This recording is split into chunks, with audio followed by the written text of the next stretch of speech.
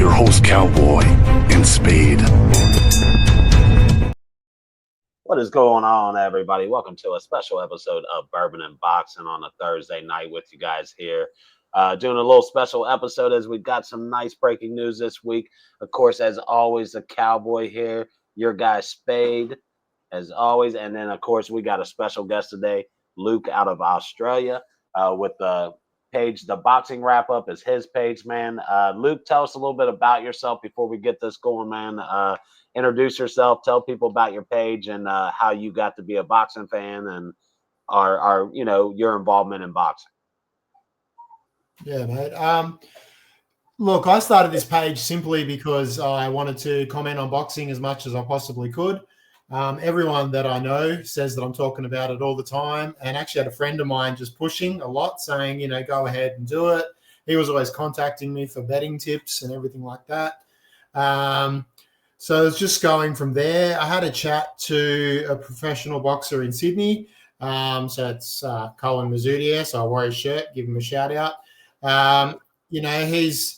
He's based here, was WBA Oceania champion, WBC Australasian champion, 154, super stacked division. He just got fight of the year against Nikita Zhu, which was in August in Sydney. I think about 10,000 people at the convention center in the harbour. So it was an amazing fight. I chatted to him as well. And, he said, you really know a lot about the sport and everything. And that meant a lot coming from someone that was, a pro making it his living. I boxed a bit myself when I was younger. Started boxing when I was 15. Boxed until I was 17. Just developed all the respect for it, everything like that. Had some amateur fights.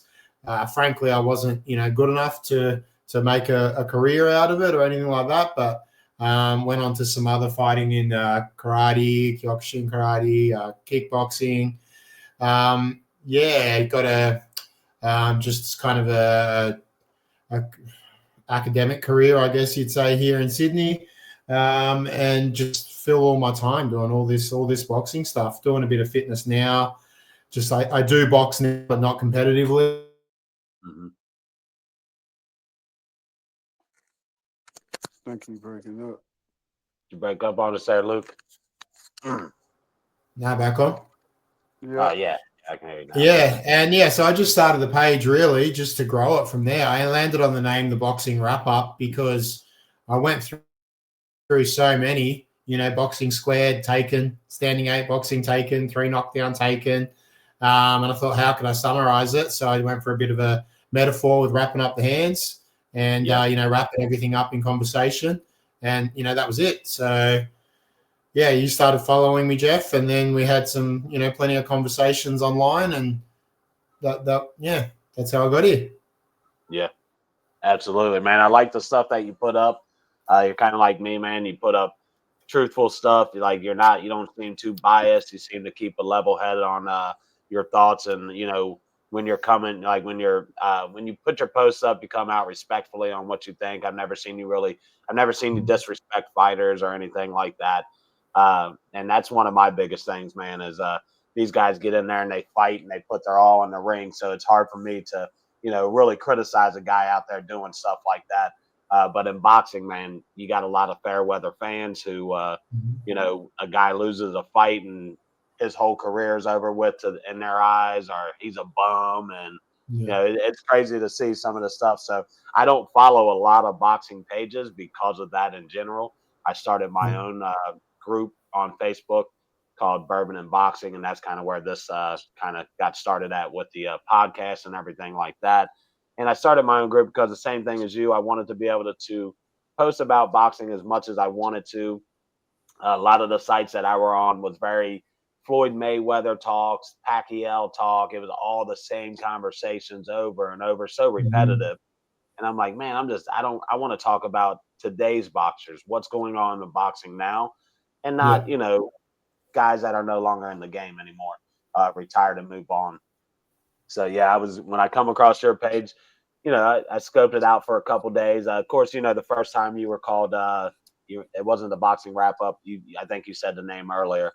Yeah. But, I paid attention. And I was like, okay, I like what this guy's putting out. and then I can see your comments and stuff like that. So I was like, okay, I like what he's putting out. Seems pretty level headed, like we are. Me and my guy Spade, just kind of level headed when it comes to it.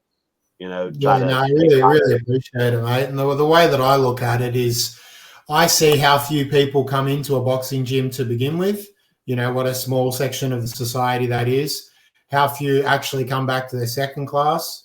And then if you were to filter down how many actually even make it to a sparring session, let alone their first sort of amateur fight.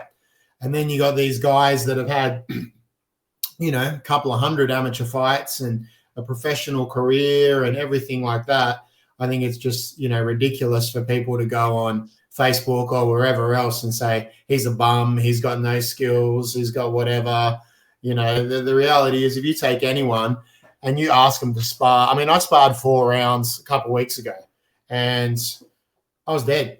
Like I can go to the gym and do 10 rounds on the heavy bag and no worries and do some leg press or whatever afterwards. I sparred 4 rounds. Mind you, I'm a heavyweight now. I was a welterweight when I was competing when I was 16. But still, I was shattered for 3 or 4 days. So it's just the height of not even hypocrisy, just ludicrousness for people to jump online and talk crap about, I don't know, say Mayweather getting knocked out by Marquez or something. It's like, mate, So we're on the same page there. Boxing tough, man. Boxing. Ooh. That's a sport, bro.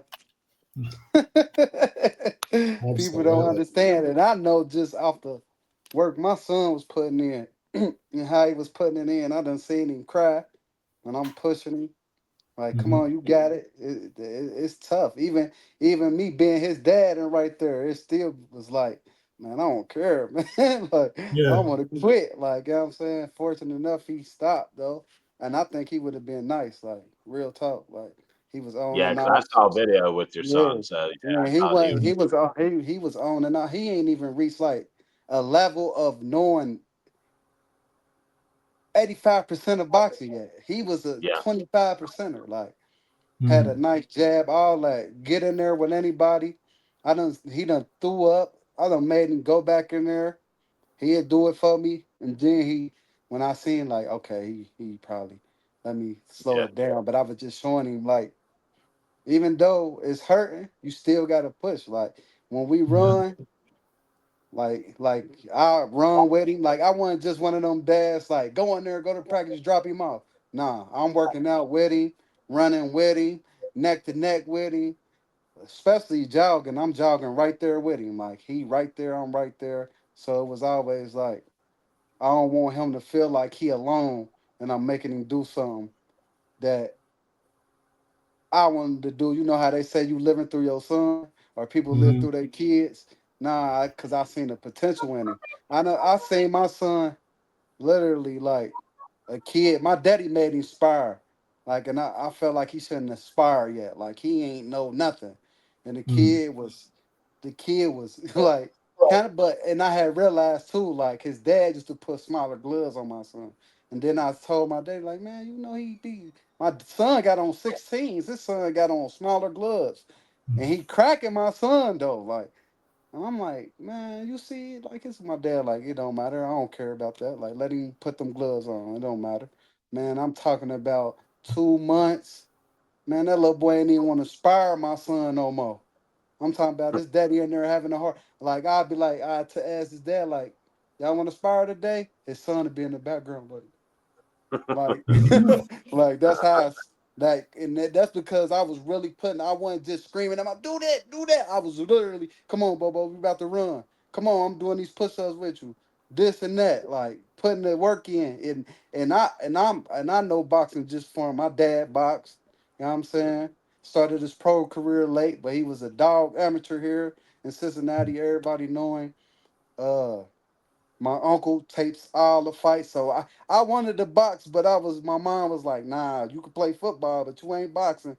And that came from my grandma. I don't want my baby to have a messed up nose. Man, I want to box, man.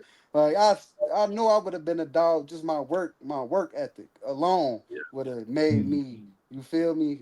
A great competitor in boxing. Like, but but Yeah, man. Like, so that's what really got me like into boxing. Like, I really grew up just watching it, and then being in the gym, I was learning more and more, like just learning, like messing with my son. And sometimes I be salty because I see people working with their sons, and I be like, man, I know where my son would have. Well, Like, that's the beef I got with Canelo Alvarez, and Mm. that's why me and Canelo don't get along anymore because I had my oldest boy ready to do it, and he was all into it, and then me and him was watching the Canelo versus BJ Saunders fight, and when Canelo hit BJ with that uppercut and shattered his oh, when eye, he's messed his eye up, yeah. Mm. what my son looked over at me and he said, "Yeah, I don't want to No, box. but Ever want to be honestly, hit like that." but honestly, it's not for everybody. Like, you feel me? That's something you Yeah, can't force on your kid because now once they in it, and I should have stayed on my son, but I let him kind of like slip out of it. But it's tough. Like, but some kids, it just ain't for them. They don't understand it when they young. And then like, man, I just be like, and I was talking to this guy, like his son, he was losing. He stayed in the gym, stayed in it. But his yeah, son was losing, and I used to be like, man, he losing? Like, how's he losing? Like, he nice. Man, he just made shouts out to baby Maine and Maine, man. That's his daddy. He made second place at the Nationals. And I was nice. on this live. He was like, man, just imagine where your son would have been at. And I'm like, I know, man. I know. I used to have my son with they sons, like talk to him, y'all. But my son, he wasn't on it. Like, he Yeah, wasn't my on it. grandpa was He good. But yeah, my so grandpa was in the Marine Corps, and yeah, I he was remember you boxed, telling me that. yeah, Yeah. 17 years. He boxed in the Marine Corps, and when he was out, he made it. Every one of his kids, he would tell us, you don't have to be a boxer, but you're gonna learn to defend yourself. Yeah. Yeah. It was a rule in our family, man. Everybody had to learn how to box. My mom knew how to box. My uncles Yeah. knew how to box. I mean, we all knew it. And I used to go to the gym with him. He used to train over at Shamrocks in Oh yeah, Covington, Sun Kentucky. Rock in Kentucky. Yeah, I remember. Yep, I yep. heard of And that he used gym. to train. I He heard used to that gym. drag me there every day, man. And I'll tell you what, I used to get my butt kicked there on a normal. Like these kids would just light me up. And he just tell me, you just keep going, man. A butt whooping ain't nothing. You wake up with your pride the next day. You know what I Yeah. mean? He said, you just keep trying and keep digging. And I kept getting a little bit better and better as I went. But when he passed away, man, I kind of went away from it. Mhm. Started doing my own thing in life. And then, as I got older, because I grew up in boxing. We watched every big boxing event that was out there, every Mike Tyson event that was on. We bought my grandma and grandpa bought the pay per view. Uh, Riddick Bowe versus Holyfield fights. We watched all of those. The trilogy on that, and just something we grew up with in our house, man. It was something that we loved. But and I went away from it for a little bit.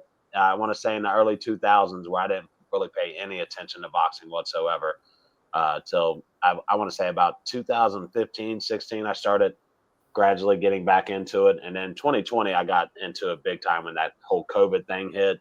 Mhm. Stuck in the house, it gave me something to really kind of watch. And then that's when I really started getting full fledged back into it and Mhm. loving the sport again. But what you're both saying, it gives you your values. You don't have to do it forever. You know what I mean? Not everyone's going to make a career out of it. Nah, hell, Um, nah, hell no, I, yeah. I had the heart, but my body just didn't keep up. I kept getting Yeah. pneumonia and underweight and all these things, right? But the thing is, when I started, I was 15 and very, nervous and not real popular or any of that sort of thing.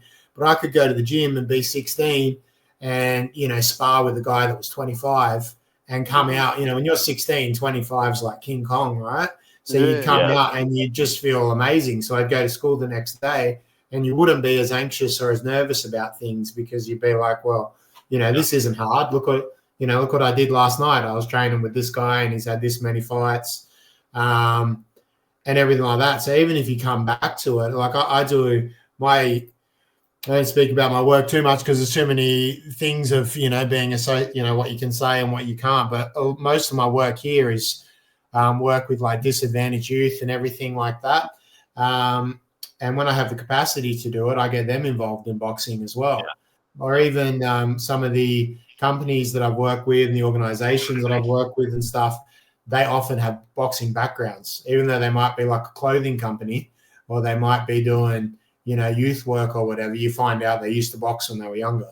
It builds resilience all over the world. Yeah, It I built a think it's lot, really bro. great It for built a kids, man. lot, man. It built Yeah, a and the lot. weird thing is, out of all 4 of my kids, my daughter is the one that wants to do it more Hey, than you any know other. what's? Hey, not to cut you off though, but you seen you probably seen the post when Yeah, I was showing my yeah, baby girl.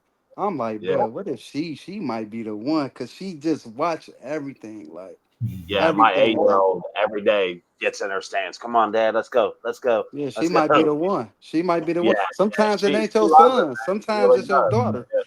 Oh, like I said, Sometimes, my son, he just wants to practice because I force him to. But yeah. he's already told me after seeing Canelo whop that guy, he was like, bro, that ain't never gonna happen to me. Not if I can control it. Like he said, I don't Yeah, want to just go in and let somebody punch on my face. yeah. See, like my And I'm son, he'd do it in the house, like he'd do it with me. He'd do it, but it'd be like, bro, this again. And my son was, bro, yeah, like he was doing that's my three oldest minute boy. Like planks, all type yeah, of just to be 7. Like he was 7. He did his first. I'm gonna probably if I find a video, I'm gonna send it to you. We got the number one. Well, I think they number 2 right now. Gym in the nation is. I'll tell you about this gym. Now they rank number 2. Uh, they call so that's where we got to Oh get my this year. God. To the gym, Why I top of can't the think of gym. they why can I think of this gym right now? I'm tripping. I'm supposed to know this off Titty, man. We got this kid called WAP. He number 1. He won. He ain't lost a tournament 4 years straight. No tournament, silver gloves, national, nothing. Like a beast, a monster. Like so, but we got the number 1 gym in the nation. And what I was saying, man, I was thrown off. I was thrown. With I your forgot. son. Oh yeah, my son fought one of their kids, and you know this kid, he fighting all the top sparring. Cause I took my son up there. That's the last gym we went to. I'm like, I like how they work. They got number 1 kids in the nation. This little boy getting all the work, and you could tell my son wasn't ready, but he finished the fight. He came out slick, all that at first, but the little boy, he was just he was a step above my son. So I'm like, man, I'm gonna Yeah, take my son up because I know they probably my son came back from a broken leg. He probably was in the gym 2 months. He just turned 8, so he was able to compete. And then I yeah, felt like my dad for real rushed him. Like yeah. you rushing Well, him. that's where Like my daughter's at. She's 8 now, so she can officially get in the ring, and that's what yeah, she's really. She's like, nah, Dad, when I get when I get they in the could get ring. in the ring to fight, but sparring, but don't rush them. Like Yeah, let them grow. yeah, Like my and that's son, what I told her. I said, let's take, make sure you're ready to go because I teach her, but like I told her, everything I teach her is what I know personally, and I always feel like letting your kids learn from different people is the best thing you can do. Kind of get yeah, different attitudes because there's a yeah, lot of things, like you and said. don't never interfere with the coaches. Let them Yep, coaches do their let thing. the coach your kids and all that. Don't nothing. Like I don't interfere. Bruh, you heard what he said. Do what he said. Don't look at me. That's what I'm on. I'm on the coach Yeah, side. I ain't on your side. yeah, When we get in that's there, it. and then I'm gonna talk to you when we get in the car. Like you see what it do. Like this. But man, I'm gonna send you this video, man. You gonna be like, dang, I'm talking about my son. He wasn't even like on and off, bro. Like no, a year in the gym, he never had that. He probably was I like seen the six one months. video that you sent me. That's what I was impressed with. I was like, for him to just be starting, he Yeah, definitely was in there knowing mm, he looked like he at least knew all the basics and had his basic. jab, Yeah, he know a little. had his Yeah, he know a movement little down, basic. all Yeah, that kind of stuff. Yeah, for yeah, sure. yeah. Yeah. I'm gonna send you this one, and but I think that kind of like man, I just needed somebody like I needed his mom to be like, when I go to that gym, like you feel me? I ain't had that. Yeah, Other it was like, oh, daddy doing it, daddy forcing me. I ain't want to feel like, oh, I'm yeah, forcing yeah. you. You know what I'm saying? Cause he kind of like a Absolutely. mama's boy for real, like you know what I'm saying. Yeah, that's my So oldest boy. He's a mama's yeah, boy for that sure. so when they let it's kind of like, oh, get over here. I'm trying to tell you this, like your mama, yeah, but I'm telling you like it's a difference. Like I'm trying to teach you this man stuff over here. Like get over here. Like you know what Yeah, I'm and that's what I saying? try to tell my wife too, man, because my son, like she'll like I'll get on my son. Like with my boys, I'm a little bit tougher. My Yeah, daughters, I'm a softy. You know what I yeah, mean? I'm like, oh hey baby girl, oh yeah, man, you yeah, get hurt. My son, I'm like, come on, bro, get up, you'll be all right. Come on, let's walk that yeah, off.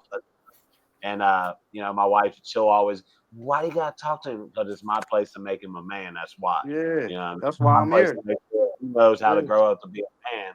Like it's all yeah, right that he's a mama's boy. I love that. I was a mama's boy, but it's still yeah. my job to make sure he knows, Yeah, and I don't more. care if you hate it for me, because when you get older, you gonna see why. Yep, When life hits exactly. you and I'm not around, or when life hits you and you Yeah, go out there on your own, you gonna see like, oh dang, that's what my daddy was saying. Yeah, yep. yep, sure That's is. it. Well, let's Sure guys, is. let's get into some of the breaking news this week, man. Our big conversation for this show because there's not a lot going on this week, and I would have to say this month for boxing starting out in January doesn't. I know we got an NOA fight later in the month. It's not against the guy we wanted to see, Goodman. Uh, and that's going to be on the 24th. But this month is kind of a little lax for boxing. February, of course, is a top off month. A lot of good fights going on in February. Mm-hmm. Should be a second month for it. But right now, it's just basically news. And then we got the big news this week that the Crawford versus Canelo fight is, according to what they're saying now, until I see a press conference and everything else, they're saying You this is a always done say deal. that. You always say Man, that. because boxing. They'll be Yeah, like, this is a done deal, and then next week they'll be like, nope, this ain't even happening. I don't know where yeah, y'all heard this from. So I'm always skeptical till I see that presser, till I see these yeah. guys announce themselves that this is a done deal between both of them. But I've heard, and what I do like is that I was skeptical if this fight was going to happen in May, because I'm like, look, the weight difference for Crawford to make up in that amount of time, especially if he is coming off an injury, uh, that's going to be a lot of weight for him to make up to go up to 168 against a guy like Canelo. Now they're saying this fight's going to be September. What's your guys' thoughts on that? Luke, go ahead and go first. Let me know what you think on the Canelo versus Crawford happening in September. Does that make this a better fight, guys, and give Crawford the proper time to put on the weight he's going to have to make up? Look, I think it definitely makes it a better fight having it in September, because putting on weight, if you're putting on the right kind of weight, certainly isn't easy.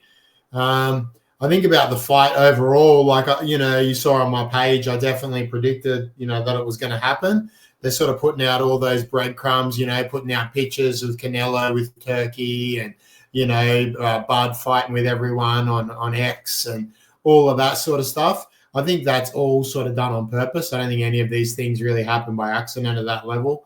So I think more often than not, unless there's a huge blowout or some sort of catastrophe, it certainly is going to happen.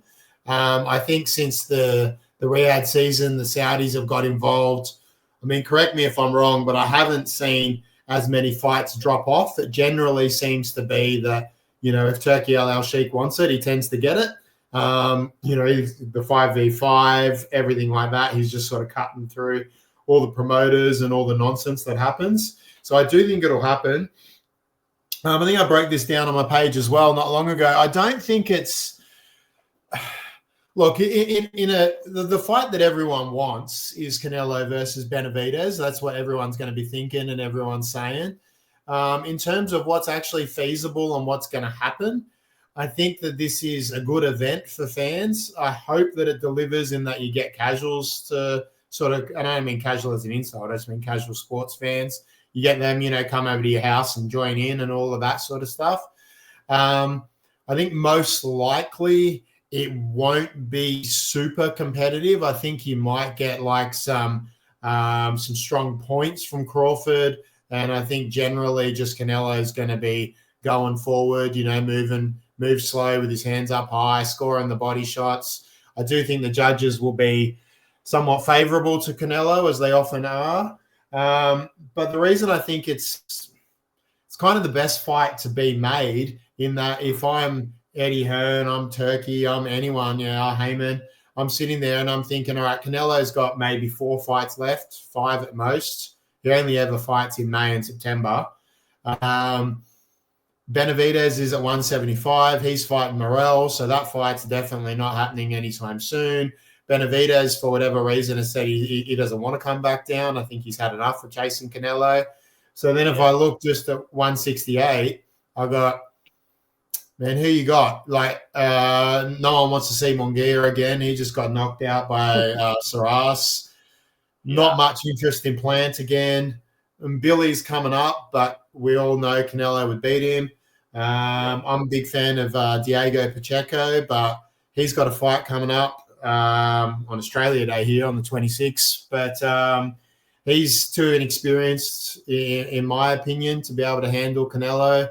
So really, you cut through 168. I mean, what, you go for Eubank? Maybe you can do that. You'd have to do it in the UK to get maximize dollars. But I mean, Eubank has lost to Liam Smith and he's lost to BJ Saunders, who Canelo's both beaten easily. There's not much there. And then what's he going to do? Fight William Skull? Like, I think I posted about that too. Like, he got stripped from the IBF because he didn't want to fight Skull because no one knew who he was. So then Skull won it. So then he's going to go back and fight Skull for an undisputed again. Like, that doesn't make much sense. So you lay all those options out. And then Crawford makes the most sense. But having said all of that, Crawford hasn't lost in 40 fights. If I'm betting, I'm betting on Canelo. Sorry, I think Canelo is going to win. I think that size will just make it too challenging for Crawford. But having said that, people have underestimated Crawford before, and he's always come through. So, I wouldn't be surprised if we get an example where, they're heavyweights, but how much heavier was Fury than Usyk? And, going back, like Leonard went up, to middleweight and beat Hagler after a long layoff, and it's controversial, but he still won. So, these things happen. Mosley going up and beating De La Hoya. Like, people have jumped 2 weight classes before, and Crawford, I don't know. Crawford has something special. He has some real kind of nastiness to him, and I mean that in the highest level of compliment. Like he doesn't switch off in a fight. He remains focused on the goal, and when he hurts you, he will really make sure that he continues to hurt you. He's got that drive in him. So, yeah, man, they're my thoughts. Okay, Spade, what do you think about this one, man? I know you. Now, and when I tell you the one guy that I know has always told people about Crawford for a really long time, it's my guy Spade. He's always told him. He told everybody, look, man, Spence won't even give him a fight. That's not even entertaining. He's been a guy who kind of hit me to Crawford a little bit. I knew about Crawford, but, my guy Spade's always been like, hey, you like really watching, like this dude is special. And a guy like Teddy Atlas has said it too. Crawford is a one-of-a-kind fighter. But Spade, what are your thoughts on it, man? The Crawford Canelo. I think I know where you're going to lean towards, but just give me a reason on why you think. Do you think that September date gives him a better opportunity to make it a better fight than if they were to do it in May?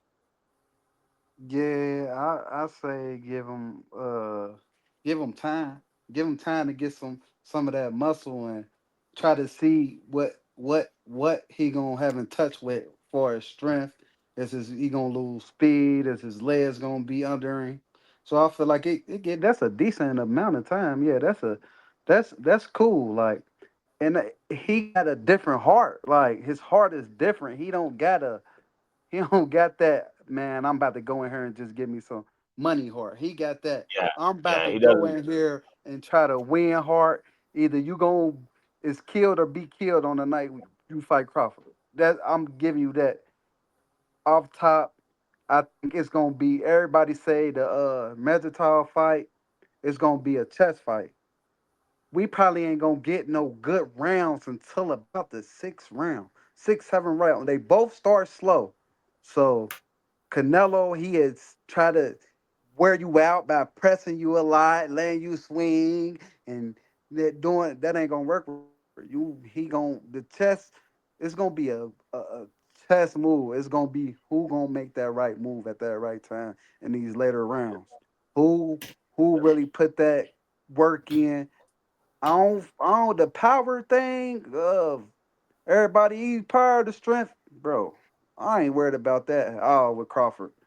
I ain't worried. It's about the weight and how you going could you carry that 168 and be able to be light on your feet. Yeah. Um, I'm leaning towards Crawford. You know that. Canelo, Yeah. I really like he got caught. I don't really condone with the I say this all the time, condone with the cheating. I don't know how and I just don't condone with that in boxing. Yeah, I So know exactly what you're talking about, and he's been yeah, popped a couple times on that. yeah, that So that not just just don't. him, there's been quite a few people in that gym who's Yeah, been popped. that gym, that you feel me? Uh, So, but I think it's gonna be a tremendous fight. I don't think it's gonna be what everybody think it is. Like, oh, because a lot of people think, oh, that weight. I don't think that's gonna be a problem. Dude is very strong. He got a different heart. I don't think he gonna go on there on some Jermell Charlo. His skill level is way better than Jermell Charlo. So I just feel like it's gonna be what we're gonna see. It's gonna be a fight.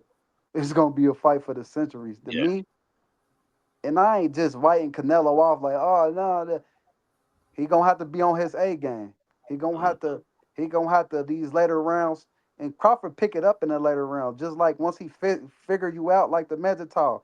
That fight, he start. If you see, he started getting on, and it started. Okay, let me do this. Like I seen a body shot where it was like, damn, Crawford pressing, like he hurting. Like so, it's gonna be a test. It's gonna be a test. It's gonna be a yeah. test. But I'm riding with my dog, man. I ain't going Now against him. that's now like I told you last week, I felt like if it was going to happen in May, I didn't see how Crawford was going to put on that weight in that amount of time. So Yeah. May, to me, that fight in May is a completely different fight because I don't think Crawford's able to put the weight on, and then he's just outweighed by the bigger guy who I thought. And I don't think I ever see Crawford getting bullied, even if that fight was in May. He's never going to get bullied by somebody, but I think the weight would have been too much of a difference at that time.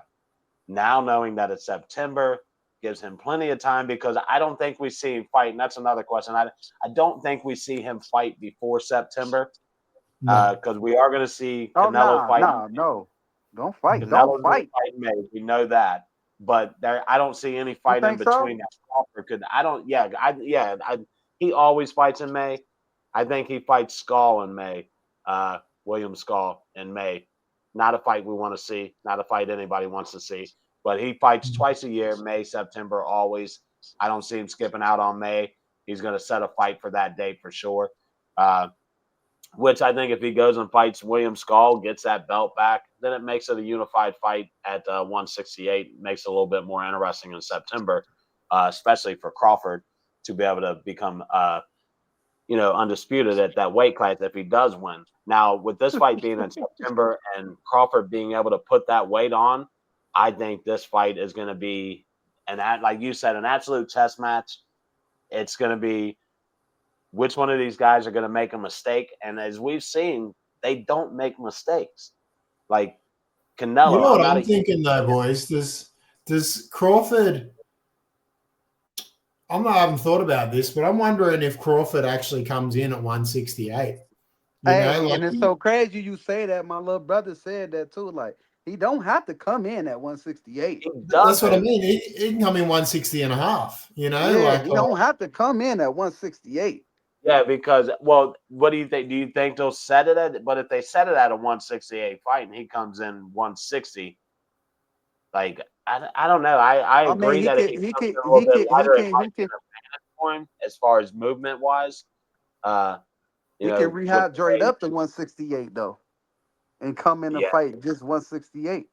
Be probably But what do you comfortable. think Canelo's going to hydrate back up to? If Don't he know. rehydrated, he's going to rehydrate back up to 170, maybe a little bit bigger. I don't know. 172. But was it? You don't want Would to his give feet? too Would much his of a feet be slow? weight advantage, I think. Uh, and I think that's why it is September because I think Crawford has plans on making that 168 because I I don't think think he he can't knows make it. Like, you don't know. I mean, that's a lot of weight for anybody to put on, especially in body. But I mean, like we said, a lot of the times these guys walk around at 160, 165, yeah, I just, on an average. So, I just don't see how, like, I don't know, bro. Like, far as like when I say this, like, I don't see him having a problem with it. We don't like. I don't know. Everybody saying off the 154 the fight. Da, da, da, da. I didn't really see his power wasn't there, bro. Dude was tricky. Like once yeah, he when was a you really tricky when you fighter. went and when you go up, like that's just like Javante Davis. Like when he went up to 140, it was like, hold on, let me see. I gotta get hit. I gotta see what's going on. And once you figure it out, it's like, oh yeah, I got him. That's Yeah, what it came to. And if we had longer rounds, if he would have picked it up more, I think he would have got him out of there. To be yeah. honest, but dude was kind of tricky. Dude was He's kind of tricky. Imagine is a really good fighter, man, and that was a great place for Crawford to I ain't gonna start base at. that off of that fight with Crawford though. This next Yeah. one, we don't know if he a really good fighter. I'm not basing that because how he fought Crawford, because Crawford Well, really I watched started late. Madrimov. I watched Madrimov before that, and I was always pretty Mm. impressed with him. Thought he was a pretty good, solid fighter. Uh, Tough enough to give anybody a fight. I didn't think he was good enough to beat a guy like Crawford, but I thought, yeah, he's definitely going to give Crawford some competition at that 154 as far as testing him and see where Crawford's power might come up with him in that fight. But Understandable. I mean, honestly, guys, I think I'm still the So weight what? is Can I still cut you my off one biggest time? So disadvantage. so Go what ahead. what you think he'll do with Jamil Charlo? Kick Who? his Crawford? ass. I think he would. I think he would tear No, Crawford. no, I think no. Magital. Charlo up. Madrimov. I think Madrimov would beat Charlo. Like You I think he don't. I would? don't know. I don't know. The 154 Charlo is a pretty decent fighter. So what the guy we saw fight Canelo was there for a paycheck. Yeah, Crawford at one or Charlo at 154 is a completely different fighter. I would actually take Madrimov against I Charlo at would. 150. I would too. I would too. Cause I would take him against him. just What what I about you? seen Tony Harrison do to in that first fight, he Mm. have a tough time fighting somebody that really like can box you, don't gotta come in on you and stay away from your power, and a smart fighter. You get what I'm saying? Imagine Tall going there like how he fought Terrence Crawford, he'd have a problem with that type of style. To Yeah. me, I think he will. But if Mazumah, he hit hard. He got power, but I don't see the boxing skill, like the slip, the catch and roll, and bop bop. I don't see that. I just see an over I was dominant really fighter. interested. It sucked to see him get hurt because I wanted to see him. When was it? December against who was it? Boachuk. Boachuk that just fought in September. That Yeah, he was about to supposed Yeah, to fight so fight. high though. ball Ain't top. Bubba Tuck about to Yeah, fight, right? yeah. Well, he did. He fought Israel Davis, if I'm right, something I like think it was that. Israel Ishmael Davis, Oh, he Ismail already Davis. fought. British guy. Yeah, he knocked him out in the 6th round, I think it When was was. this? Mm. This was December, just before Christmas, yeah, wasn't that on the on the Fury Crawford? card. Wasn't that on the Tyson Fury card on the Oh, undercard of is that I'm one? getting this confused. Ain't that the guy that fought? The What's his one that name? beat Victor Ortiz? no, Or if I'm tripping? No, no, no. Boachuk's the one that fought Ortiz, yeah, and Ortiz beat him in the decision. Uh, What's his name? his last name is Boachuk, if I'm right. I Sir don't High know. Sir, yeah. Ball Sir, Chuck. yeah, It's like Sergey with a H in I it. want to Sir High see Ball him. Chuck. He's They Ukrainian. say he's good. I want to see him. I want to The see he's him. thing pretty that's good. so good about Bolchak that just impresses me is he's a real tall, skinny guy. Like Yeah. his ring name is El Flaco, which I believe means skinny in Spanish, right? Like he's thin Yeah, as. yeah. But Okay. the thing that's so cool is, when you're tall and thin, they teach you to box long range, everything like Yeah. that, like Yeah. Tommy Hearns, right? But the Yeah. way that Boachuk fights is he gets right in your grill, 6 inches away from you, and he beats you at your own game. So if you're someone like Ishmael Davis, right? Ishmael Davis, respectfully, was kind of a level behind Boachuk anyway, but he came in, and Ishmael Davis has got a better physique, he's stronger, all of that sort of stuff. Boachuk looks like he's the one that's going to have to use the range. He comes straight in, peekaboo stance, body shot, uppercut, inside shots, just bullying Davis around. And psychologically, I'd imagine Virgil Ortiz barely beat Boachuk, but even with Virgil Ortiz, I'm thinking, right, so, you with a tall guy, you got to fight on the inside, right? That you're not going to get in your range. Yeah. And then he comes in and he beats people in. He did the same thing to Brian Mendoza. He beat the snot out of Brian Mendoza. Comes right in and just beats you at your own game, so to speak, being this tall, skinny guy. And he's so tough. Like, I'm Virgil not gonna Ortiz. lie. What's If you that? a tall fighter and you can fight on the inside, you dangerous. Oh, If he's you know, dangerous, if you man. a tall fighter and you can fight on the inside, Mm-hmm. you is dangerous. Because once you got them on the inside to beat them up, now you can make them come straight to you and fight Yep. your range and fight your fight, and it's gonna be like you could just switch it up. Like that's why, like Sebastian, what's his name? The tall guy. Fedora, Fandora. yep. Fedora. He try to. I like how Yeah. sometimes he fight in the inside, especially with them uppercuts. Them uppercuts is dang, bro. Them uppercuts Yeah. for a tall I man to think hit you with an uppercut. Fedora's a better outside. I think using his length is what when he fought Tszyu. Now, that Tszyu fight's 50-50 with me, man. I think if Tszyu doesn't get that cut, I think he beats Fedora. The way the fight started out. Now, Fedora, of course, as a fight goes, you're going to make adjustments. Yeah, What we saw Tszyu doing in that first couple rounds before he got the cut uh, Mm. was just fighting on the inside and countering every punch that Fedora was bringing at him. And that style. Now, if Fedora wasn't going to make an adjustment, I think it would have been an easy fight for Tszyu. Speaking of Tim Tszyu, that last loss he took, what's your thoughts on that, Luke? That was a rough fight to see him lose. Like, Yeah, I was 100%. I blown think away. I think with Tim Tszyu, he kept beating every hurdle that was put forth in front of him, right? Like, so I saw Tim Tszyu fight in Sydney in like his third or fourth fight. And then I kind of thought, famous last name quite often doesn't live up to the hype and everything like that. But he certainly made a believer out of me because he went sort of step by step, like he was beating all the local guys and then sort of beating the regional guys. And then it was forget his first name, Inoue, but not Naya Inoue, the Inoue that gave Jaime Munguia a bit of trouble. He fought him in Sydney and handled him really comfortably. And then Tony Harrison just, blew him out of the water.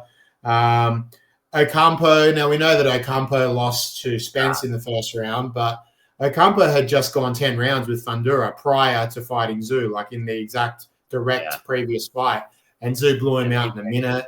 And then, Brian Mendoza had just knocked out Fundura, and then Tszyu, it went 12 rounds, but Tszyu was hammering him. Oh, yeah. So, he tore him up.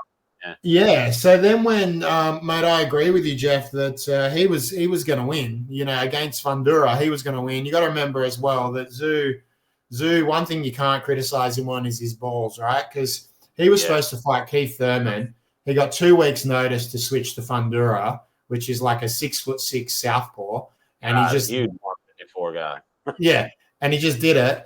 And those first 2 rounds, if you go back and watch it, he was landing that right hand at will. He busted Fundura's nose in the first round. And that cut from the elbow happened right at the end. So I think that he kind of wrote off that loss a little bit and thought that, it was one of the worst cuts that anyone had ever seen. He thought that loss kind of almost doesn't count. He lost a split decision, everything like that. And he got the opportunity to fight Murtaza, but far out. I don't think anyone gave credit to Murtaza for being as tough as he is. I mean, I knew nothing about that guy going into the fight.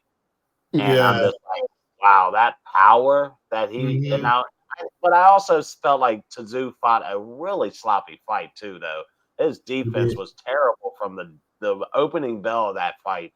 He was just dropping his hands, going in sloppily the whole time defense-wise. He was almost setting himself up for those big shots.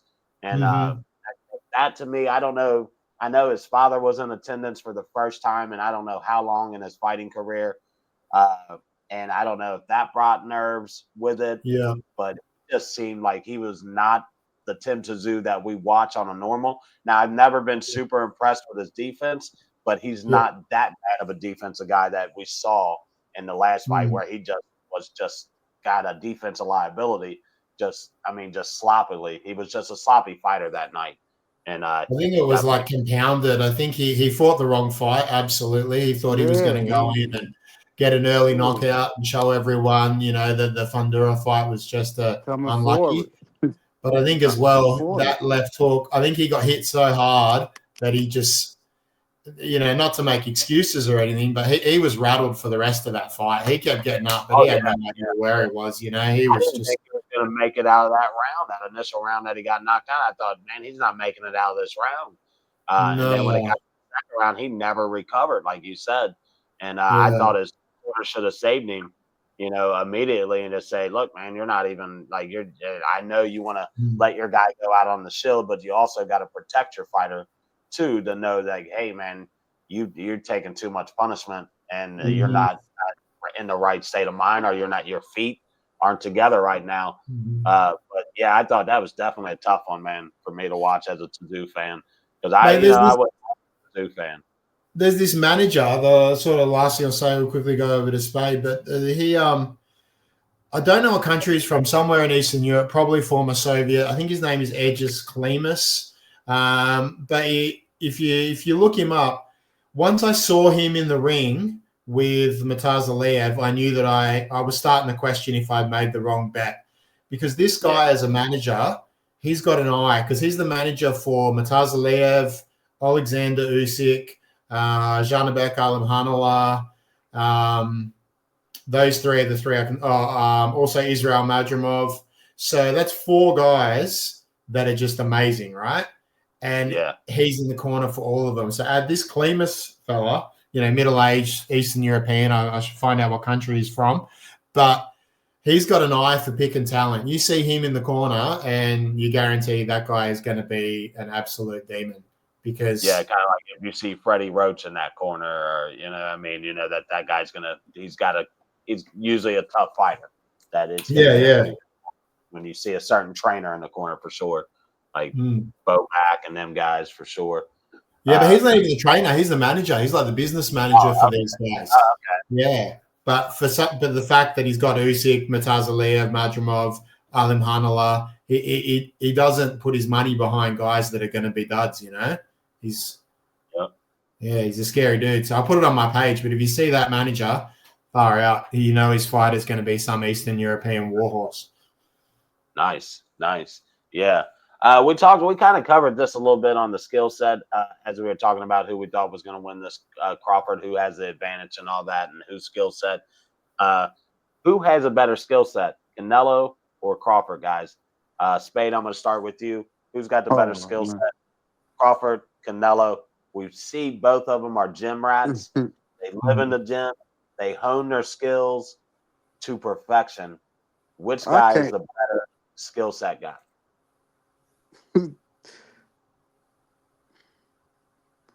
I think they both even on skill set. I think the only thing that separate these two fighters is weight class, man. The skill set is there for both of these fighters to dominate each other or to make the fight a good fight. So the skill set is, I don't know, they skill set amazing because they for real do the same thing. If you really sit back and you look at it right now,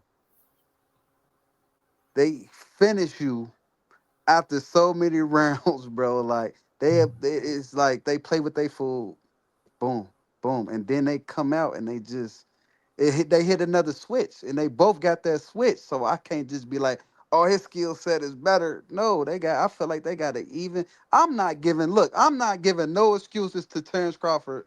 I'm not saying the weight. I'm not saying nothing. This is where your skill set is on the line. They both got an even skill set.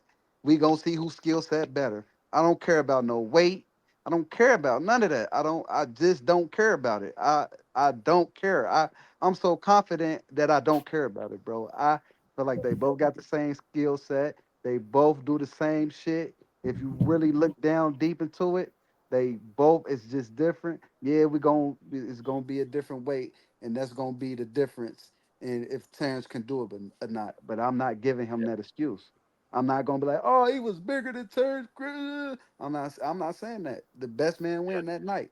You feel me? You took the fight. You feel like you could beat him. Show me. Show me you. Show me you one of the greats. I ain't. Yeah. I ain't. Hey, listen. Now, if you would tell me like Jermell Tarlow, yeah, Canelo's skill set better. If you say Errol Spence, yeah, Canelo's skill set better. I just feel like they got an even, bro. If you just go back and watch, they got an even skill set. Now, Mhm. and they both get hit. It ain't like they don't get hit, bro. They both get hit. They both. You go back and watch fights. They both get hit. Canelo defense kind of declined a little bit.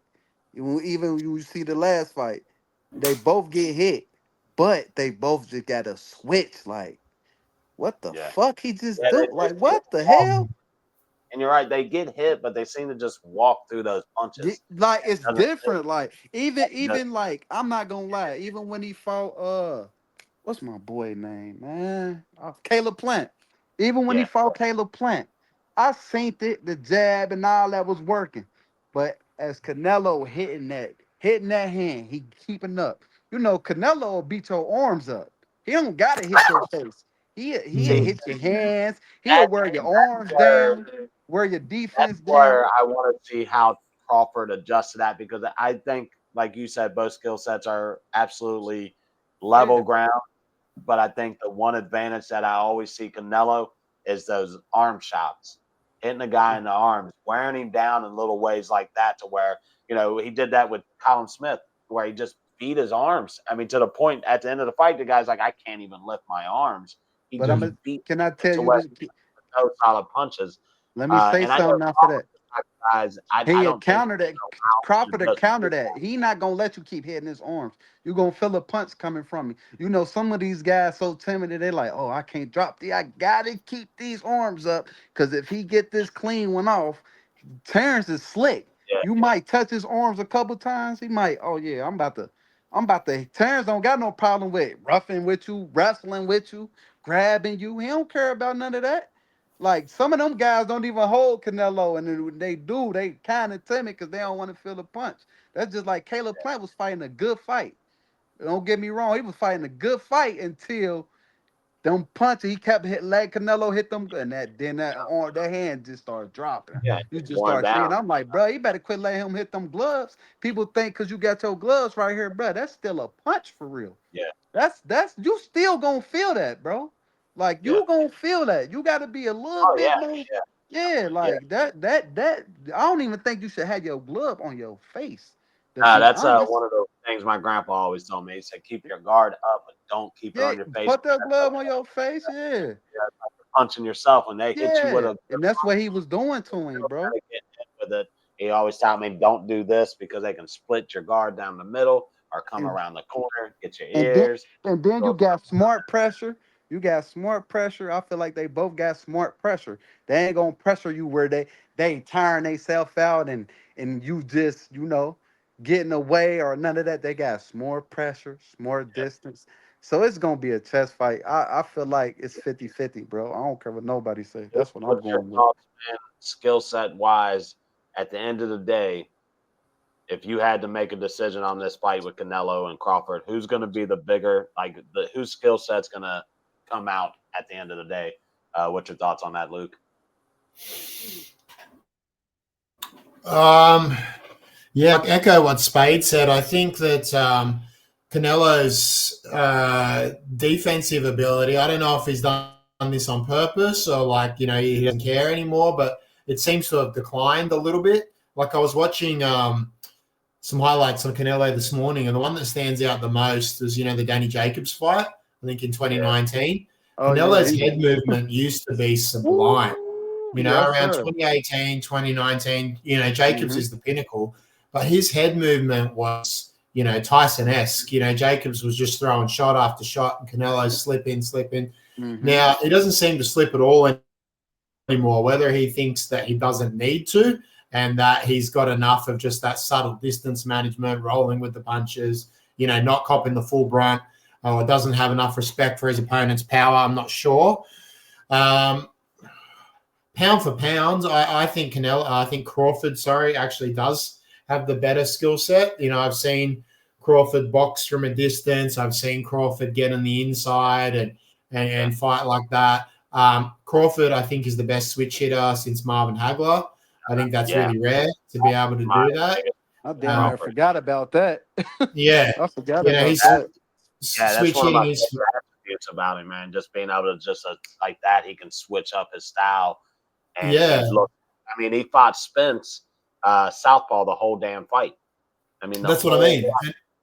Like, And guess he'll what, just though? change it around, you know, To cut like that off, not to cut y'all off, but Spence never fought a southpaw either. yeah, there you go. So his coach, they was smart. His jab was beating Spence, so it was like, Switched on. Yeah, no, I didn't man, know that, Spade. So yeah, no, that's smart. And look, I think that as I said, yeah, pound for pound, I think Crawford definitely has the better skill set. Oh, who's going to come out on the night?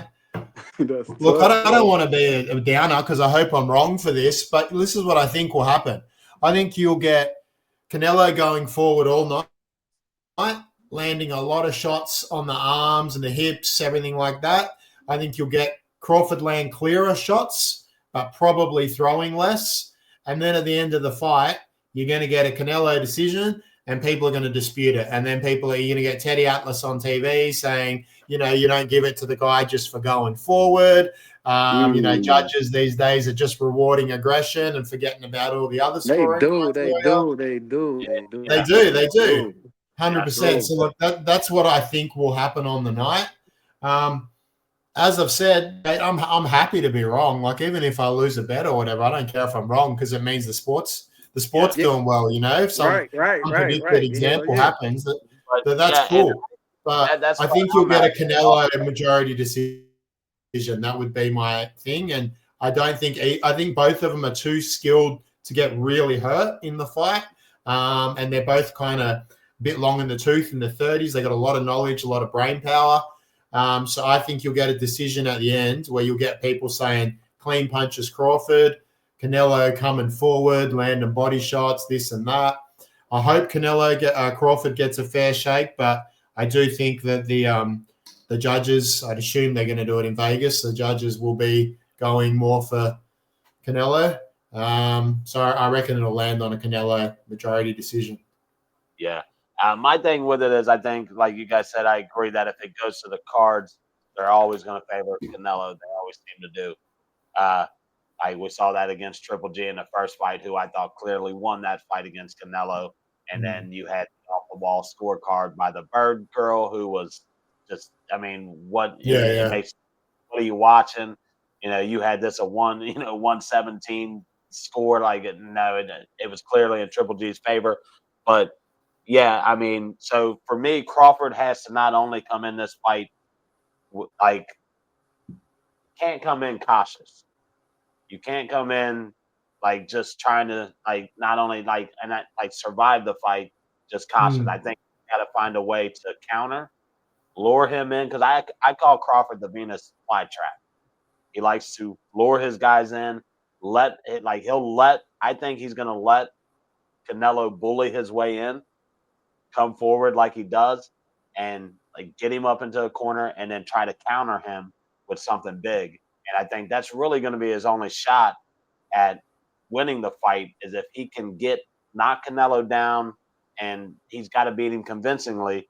And I don't know if you can do that against Canelo Alvarez, because even with his defense declining, he's still one of the most skilled fighters in the game. So it's going to be hard to go in and just completely dominate a guy like what we saw with Spence. Now, of course, we didn't think he was going to dominate Spence like that, but I don't think Spence is the same level as Canelo either, as far as mental wise. He had all the skills and ability, but boxing's more than just skills and ability. It's also your mental, how you game. Like Spade said, he came in southpaw, trained southpaw because he knew Spence didn't fight southpaw. Now, is that something he might do against Canelo? How does Canelo fare against a southpaw fighter? And is that something he might do in this fight? Honestly, I don't know. I think he got to see. I think he got to really see where he gonna be comfortable at. We might see him make adjustments by the 6th round or 4th round. And I don't. Yeah, I don't think Canelo gonna like bring, like I said, I don't think them that walk down. I think it's gonna be a chess match to the 6th round, bro. I don't think Canelo just gonna come in there and try to bully him. Like I Like, don't dude, think that's gonna work for him. a lot of Like I don't honestly, I don't think Canelo should come in there and try to bully him from like the round, I because think you know, what first round is a Canelo, fill out round. Second round is like, okay, let me see what you got. Then third round and up is like, let's go. I don't think Canelo should come in there and try to bully that man from the now I will beginning to say, the fight to the end. I feel I like don't think Canelo that's. is not respecting Crawford. I Yeah, think that's what I'm Crawford. saying. I think it's gonna be a test fight. He's going to Yeah, have to do something to make Crawford or Canelo go, okay, I respect this guy because even with everything Crawford's done, Canelo's automatically coming in thinking, I'm the bigger guy. He's the smaller fighter. Automatically, he doesn't stand a chance that's against where me. he And that's, gonna get him at, bro. That's where he well, that's can't. what He hear better him not say. come in like, dude. It's dude. Listen, bro. I'm not lying to you, man. Now, I He know he little. definitely don't Listen, want to do he that, little. Crawford. He little. Yeah. He the little guy, bro. This man is strong, bro. Like Yeah. when I'm telling you, like years ago, bro, I was seeing him wrestle with dudes bigger than him and this and him Yeah. and them He's up. a This when he was 147, bro. wrestler, man. He's a hell of a wrestler, too. Like, This he's got a lot, dude man. is strong, bro. He just that, you know how you got that, just that natural strong. Like, damn, what the? Yeah. And they don't He even wrestled work out. that old Like they country. just strong, He's a country boy, man. You wrestle them country boys. They got bro. that The different Canelo better not come in like that. work. They got a little bit different strength to them. But Yeah. here's my one thing I want to ask you guys: does it irritate you as much as it irritates me to hear Canelo make the excuse, "I don't want to fight David Benavidez. He's going to be 25 pounds more heavier than me, and all this other stuff." But then watch him go and take fights against Charlos and Crawfords who aren't in his weight class. Does that irritate you guys as much as it irritates me to say you can't say I don't want to fight? I'm refusing to fight a guy like Benavidez because he's going to be the bigger guy, but you go fight smaller guys all day, every day. Like I don't get that mindset. That kind of irritates me a little bit. See him go fight Charlo, who was a 154 guy, to see him take the Crawford fight, who's a 154 smaller guy, but then make excuses about David Benavidez, a fight that we absolutely 100% have been wanting for years now, and he has absolutely not given us. You know, Uh, I don't know, man. I don't know with Canelo, man. I mean, he probably see something like, bro, I ain't trying to be banging it out with him. Like, I'm not trying to go from first round to David coming. And ain't no, oh, let me feel you out. He's coming. He's chasing you around the ring. Canelo probably don't want to deal with that, bro. That's a lot of pressure coming from somebody more younger, energetic. You know, I wanted to see the fight because I think David gonna win. You know, and yeah, I think I still put my money on David. I don't care. But at the same time, I don't know, man. Canelo, he do what he want to do, man. He he do what he does. He want to do. absolutely does, and that irritates me because He I earned don't feel that like right. He earned that right, though. He earned that right, man. He earned it. he has and he has. I don't feel like anybody should use the excuse that I've earned that right to fight who I want when you're fighting lesser opponents. Jaime Oh yeah, Munguia yeah, had man. Yeah, no. yeah, Jaime yeah. Munguia and Berlanga should have never been in the same ring as Canelo. Munguia is a guy who I've watched most of his career, and I've watched him be babied, and I've watched him not fight anybody of relevance outside of the only guy that he fought that I thought was a decent fighter, and he's kind of a journeyman at this point. But it was his toughest fight, and I don't know why I'm drawing a blank on this guy. Uh, Sergey just Derevyanchenko. yep, sir, Dermanchenko, yep, that guy. I thought that was his only competitive fight. I've never been big on John Ryder as a tough competitive fighter. I like John Ryder, but I've never seen him as a top competitive guy at 168. So I was more in check with the Dermanchenko fight, and I thought, okay, he showed a lot of heart in that fight. Canelo carried his ass in that fight, and that's the worst. That's There's nothing worse than losing, and then on top of losing, a guy carried you in the fight. He could have knocked him out easily, and he chose not to. The differentiation for me is that Canelo's held the belts. So for me personally, you know, like I'm a sucker for all things boxing, so I'll watch it anyway, right? But I'm happy to continue watching the rest of Canelo's career because I've, you know, bought every Canelo pay-per-view for 10 years. The real shining point for me was when Canelo became undisputed so quickly at 168. I thought, you know, like with the fact that he's been to 175, he's been 154, he's been 160, came 168, you know, within 11 months or something. To me, then that sort of secured his, you know, his Hall of Fame sort of status. Now, I've got no problem, even the fact that he's been a pro since he was 15. I got no problem with him saying, right, I'm gonna make the big money, I'm gonna take the fights, I'm gonna make the rules, I'm gonna fight who I fight. But the fact that Benavidez had the WBC interim title for like a year or something like that, and 2 years. And who's the bloke that fought his name? Mauricio Sulaiman, you know, kept changing his mind about ordering the fight and everything like that. It seemed like Benavidez was never going to get his shot. And then Canelo still has that WBC belt. So that's the differentiation. I think if he didn't have the belts, you can fight whoever you want. You know, have a kickboxing fight UFC, make the money, do whatever you like. You know, I'll still watch you. But I don't think it's fair that he can hold. I mean, he doesn't have the IBF anymore because they stripped him. But, you know, most people, even fans, wouldn't know that. Canelo's the man at 168 as far as anyone's concerned. Yeah. And the fact that he can just sit there and pick whoever he wants, and then all these other contenders have just got to hope to get picked, you know, I don't think that's fair. And I think that's probably what upsets you, Jeff. But for me, like I said, he can do what he wants. I just have a problem with the belts in any division being hostage, you know? He's holding them hostage, and then you're not seeing, like, the IBF is the only one that I really feel like they hold mandatories, but their mandatories are always off the wall, a guy you've never heard of that they're trying to force to fight a guy that you know he's not on that level. That's the only thing I dislike about the IBF. Is that they'll do crap like that. Like they knew the Crawford versus Spence, they knew that was an automatic rematch clause in that, and then they stripped Crawford 3 months after that fight, knowing that he had an automatic rematch clause because he wouldn't fight the mandatory at that time, which I don't know if it was Boots or who it was, but they were trying to fight the mandatory, and he's like, I've got this automatic rematch clause, I can't just go fight somebody, and they knew that. But that's the one thing about they did it to Usyk at the beginning of the year. That's how Daniel Dubois got his belt. Yeah, they took his belt so fast. Like that. And we knew it was going to happen. Going into that fight, everybody had already said that the IBF is automatically going to strip the winner of this fight of that belt if they don't fight the mandatory, and they knew they had a rematch clause in that fight also. So I don't know. Gents, I don't want to cut you off. This has been amazing. I've put aside an hour and a half. I've got to go. Sorry, I've just got a I just got a phone call. I got to go. I got to help out. But been great. Happy to come on anytime. Chat anytime you like. I appreciate it. I've just got a family phone call. I think they've I just got to go. Family, so I have to dismiss myself. But good having you, bro. Thank you very much, guys. Nice to meet you. On.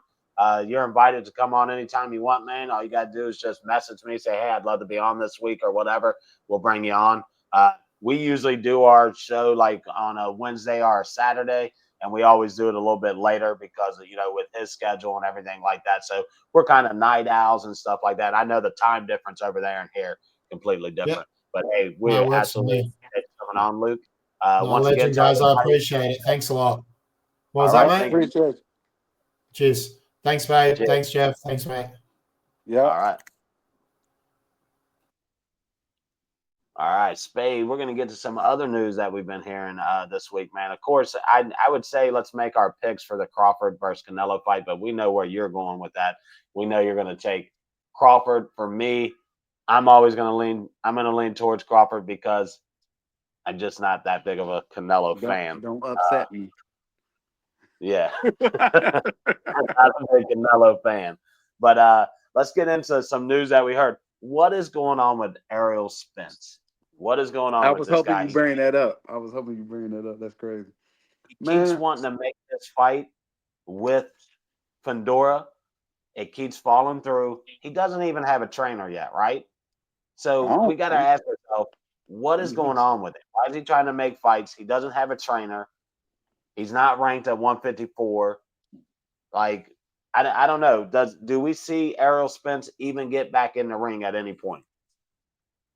To be honest, that 154 dangerous, bro. And that being he just took, I think he got. It's too late in the. I think everybody like. I think Yeah, the recipe is out on how to beat Earl Spence. Like, yeah, man, that Fedora fight, that's a scary fight, bro. Like, that ain't no walking apart. Like, I don't care what nobody say. That ain't no walking apart. The first come back at a bigger weight class, bro. Hell no. You yeah. chancing And it. to go after a guy like that, I think that was definitely dangerous for him. It's But I wonder dangerous. why he was so avid on taking that fight, especially when you don't have a trainer right now. Should he not be more focused on, hey, let's find a trainer, get back in it? Because we saw him get in the ring and he looked hefty, bro. He looked hefty. Like he didn't look 154 in shape. He looked Mm, 154 after eating some donuts. And you know what I mean? Like he looks hefty, bro. Like his face looks swole. yeah. Oh, man, shit. Probably lost touch, man. Sometimes, hey, to be honest, bro, he probably, bro, that beating was bad, man. Like, we don't know where he at mentally. It could be something he ain't telling us. Like, we ain't gonna never know. Boxers think they superheroes, so they ain't gonna just tell you like, oh yeah, they going through this or they going through that. So, Yeah. man, I don't know. I don't really want to see him fight him right now. I think that's too dangerous. I think he need to fight somebody a little bit lower competition. Like, get you a tune up in, even though we know you don't like doing tune ups, but that's a dangerous boy to go in the ring with, man. All right. Yeah. And I think that's what the 154 is trying to tell him right now, that you can't just come in and skip the line at 154. It's too loaded. And there's too many Yes. good fighters that are ranked right now. And that's Right. what they were also telling Fedora, that, hey, if you take this fight against Spence, we're going to strip you of your title because you can't fight an unranked guy at 154. And Spence is not ranked at this time. So I think they're trying to tell Spence to take an easier fight, get yourself ranked, and then we'll put you in the ring with the big dogs at 154. You see? Did you see who they said? Well, I seen who can be a potential fight for Fedor. Yes, I did. Yes, I did. I Who? saw it today. I think it's been announced, actually. Who? Conwell. Yes, Conwell. sir. Oh, Conwell. I was reading that today, and I thought, man, is Conwell ready for that level? The last three fights, he's looked spectacular, but do you think he's ready for that level yet? Hell yeah! I mean, you ain't got no choice but to show if you ready or not. Shit. Yeah, I I mean, mean, you true. you ain't no amateur. You ain't no prospect. You ain't no prospect. So you Yeah, past prospect now. So this the yeah, okay. Let's see if you the real deal. This yeah. And that they're saying okay. If that I beat they're going to him, try to if schedule I that for beat him, March. they got to come through me. So Yeah, yeah. And I like Conwell a lot. So I'd love to see what he does against a guy like uh, Fedora, a bigger, lanky guy like that. And I'm also interested to see. I want Fedora to get back in the ring because I really want to see if he learned from that Tszyu fight to become the bigger fighter and to use his length and size to his advantage, or if he's going to continue to be an inside fighter and take opportunities or chances to get hit with the big shot. So I think that's going to be interesting to see if he stays with his style of fighting against a guy like Charles Conwell, who I think could be very dangerous if you try to fight him inside. yeah, I don't know, man. I just feel like for Dora, his size advantage, too dangerous for anybody. I ain't Yeah, gonna be no if he walking. fights like a big man, he is very dangerous for anybody at 154 with that size, man.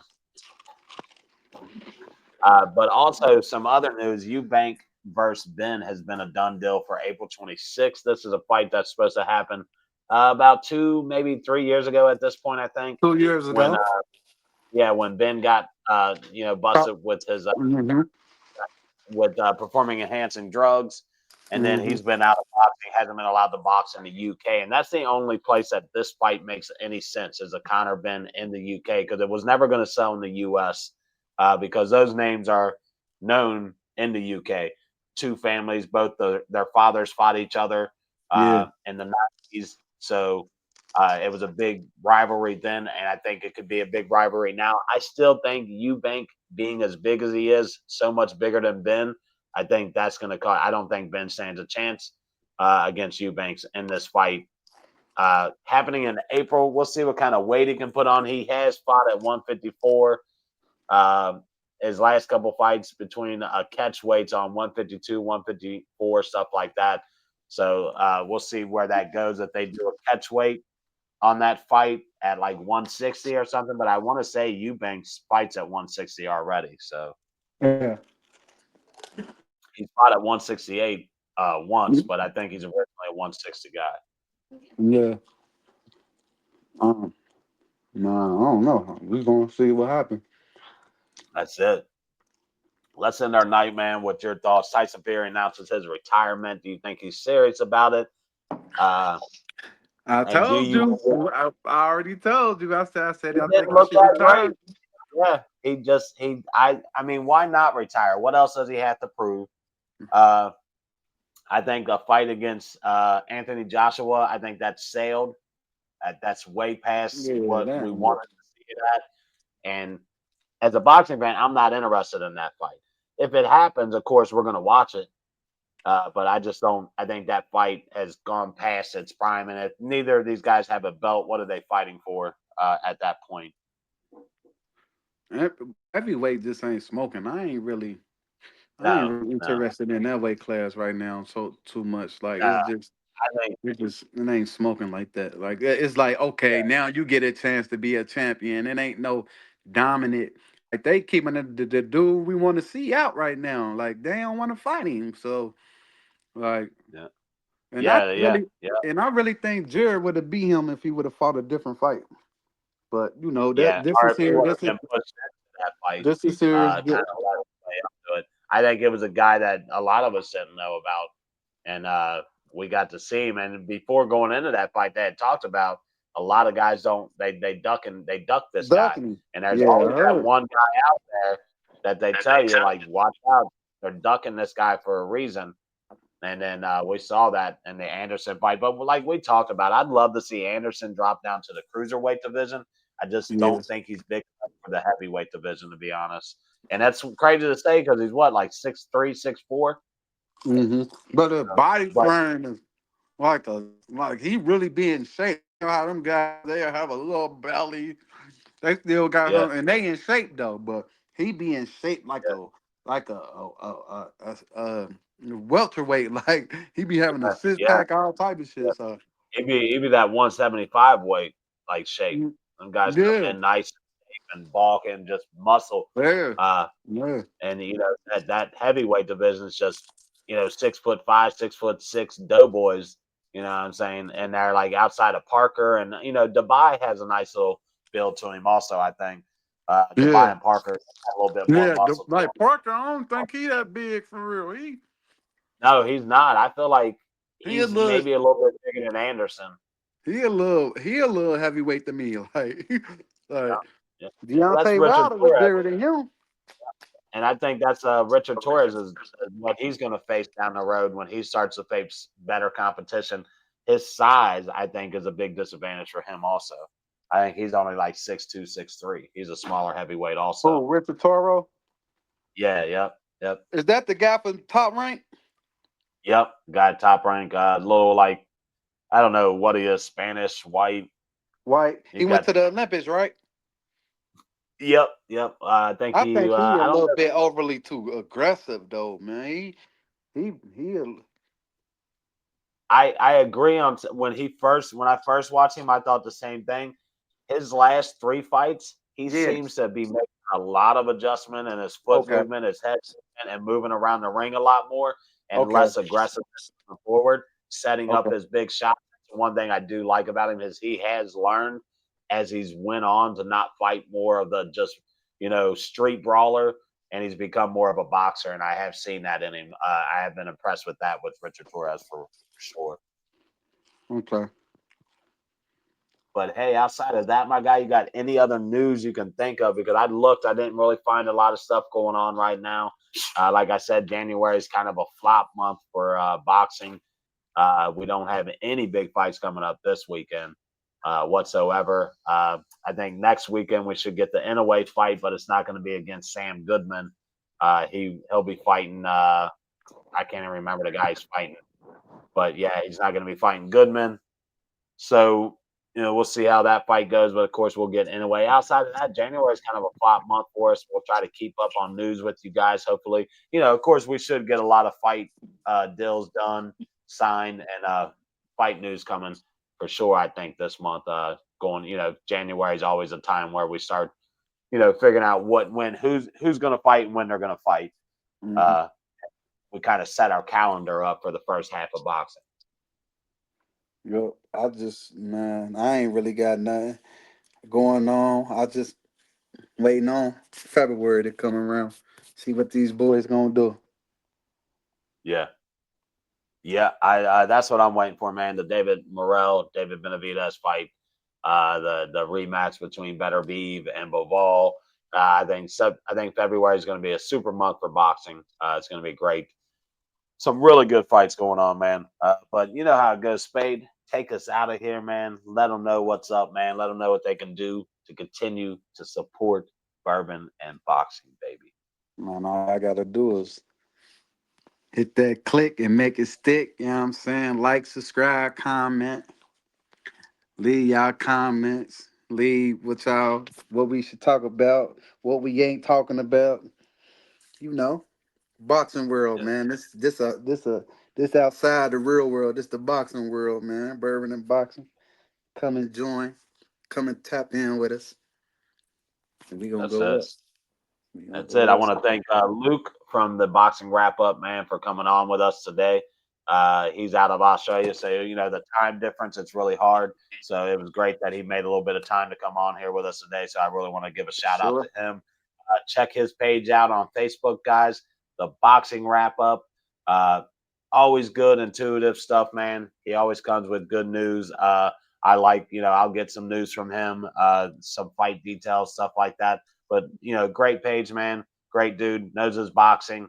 Thank you for coming on with us, Luke. I appreciate you, man. Especially all the way from Australia. Shout out to Australia, man. They know they're boxing over there. They love boxing in Australia, man. So it was nice having him on and getting a different view from, like we said, boxing is a worldwide sport. So it's great that we're able to connect with people in the UK. We're able to connect with people in Australia and around the world. And StreamYard allows us to be able to connect on a one platform, which is pretty cool. So I want to give a shout out to StreamYard also. We went away from StreamYard for a little bit, but I can say I think it's the best platform out there. To do your podcast on, stuff like that, man. Shout out to StreamYard. Give us a free subscription, guys. We're giving you a shout out, showing you some love. But hell yeah.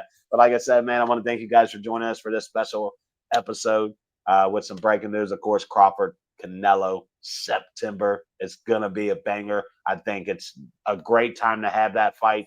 The weight's going to be made up. It's going to be nice. We're already setting our year up, being excited about a fight all the way in September. We don't want to rush the year, but at the same time, I'm looking forward to that fight for sure. And thank you guys for joining us once again. Y'all have a great night. It's your boy, the Cowboy, and Hey, let's go. yeah, boy, let's go, baby. Let's go. All right. Y'all have a great night.